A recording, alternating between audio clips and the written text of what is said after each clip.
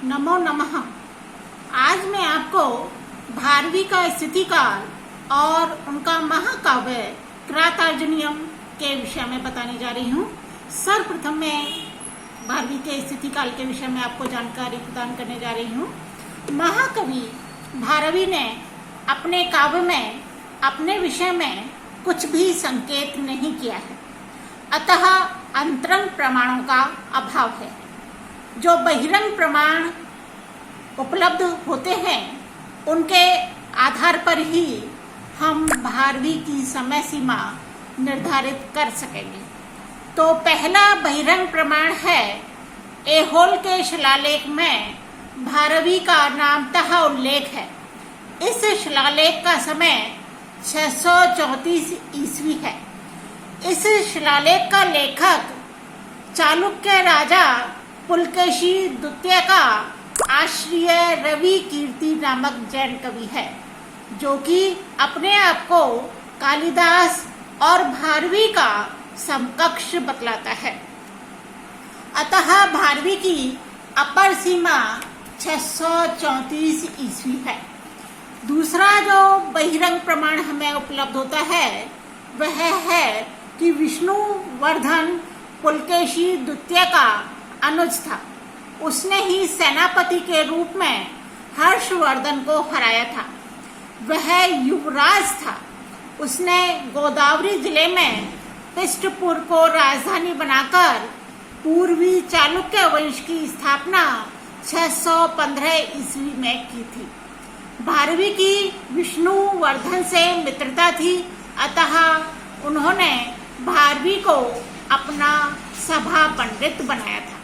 इस प्रकार भारवी का रचना काल 615 ईस्वी के लगभग मानना उचित है। तीसरा जो बहिरंग प्रमाण है वह है बाण ने, जिनका समय 650 ईस्वी है। इन्होंने अपने हर्षचरित की भूमिका में श्रेष्ठ कवियों में भारवी का संभवतः इसलिए उल्लेख नहीं किया कि उस समय तक भारवी एक उच्च कोटि के कवि के रूप में प्रसिद्ध नहीं हो सके थे, पर वे बाण के पूर्व विद्यमान अवश्य थे।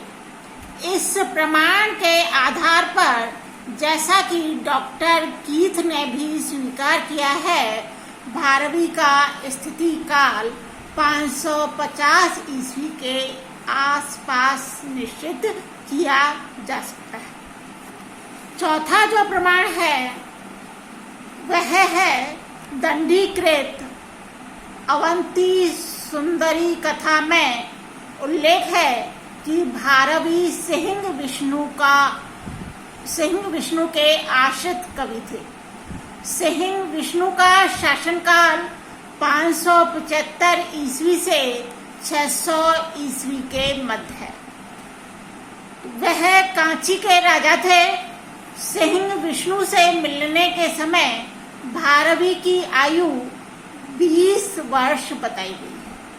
इससे ज्ञात होता है कि भारवी का जन्म समय 560 ईस्वी के लगभग है।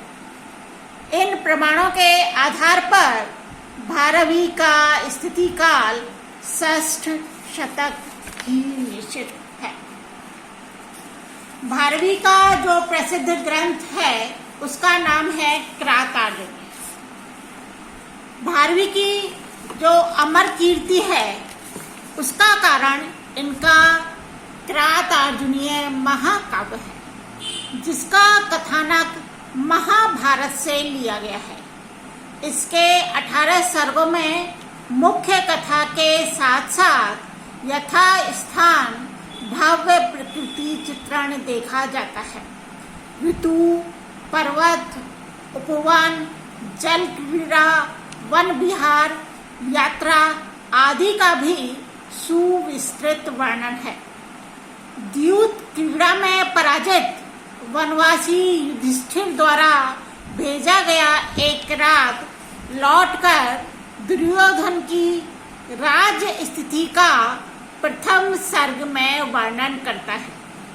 आगे के 2 सर्गों में युधिष्ठिर द्रौपदी और अपने भाइयों के साथ परामर्श करते हैं।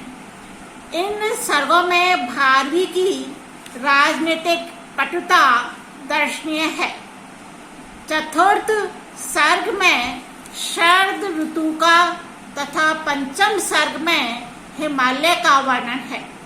आगे के सर्गों में प्रस्थान, सुरांगना, विहार, सुर सुंदरी संभोग आदि का वर्णन है।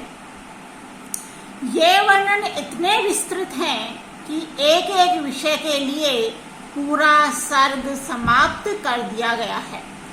इस महाकाव्य का कथानक तो अति लघु है, पर वर्णनों का इतना अधिक विस्तार है कि 18 सर्गों तक कथानक चलता रहा है। जबकि मुख्य कथानक इतना ही है कि भगवान वेदव्यास के परामर्श से अर्जुन पाशुपत अस्त्र की प्राप्ति के लिए इंद्रकील पर्वत पर शिव के प्रसादनार्थ तप करते हैं और उनके इस तप को सुरांगनाएं भी भंग नहीं कर सकी। अंत में किरात वेश धारण कर शिवजी उनकी परीक्षा लेते हैं और उनके बाहुबल से प्रसन्न हो उन्हें पाशुपत अस्त्र देते हैं।